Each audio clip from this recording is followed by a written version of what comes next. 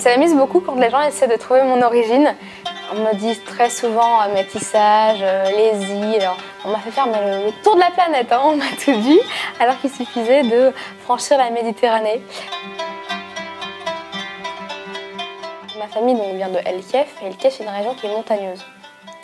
Donc je pense qu'ils ont été aussi un petit peu épargnés entre guillemets par toutes les invasions qui se sont passées en Tunisie et qu'ils ont dû garder un petit côté méditerranéen, grec, italien, quelque chose dans le genre, puisque j'ai un grand-père qui a les yeux bleu ciel, très pâle, une grand-mère qui est aussi très pâle et un père qui a les yeux verts pétants. Donc bon, comme quoi, et nous sommes 100% tunisiens, toute la famille depuis des générations.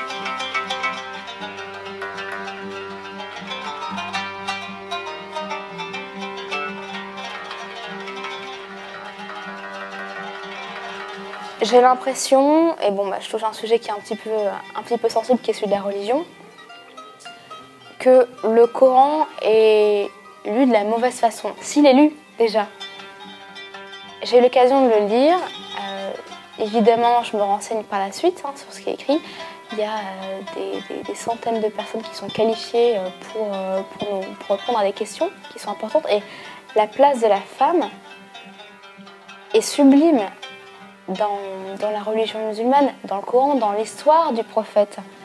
Et j'arrive pas à comprendre finalement cette mise à l'écart de la femme à l'heure actuelle. Et j'ai un petit peu de mal avec ça et j'espère que dans les années à venir, elle sera plus considérée pour ce qu'elle est et pas comme un demi-homme finalement. Donc vive l'émancipation des femmes, vive leur retour pressant à l'université et puis vive l'éveil intellectuel.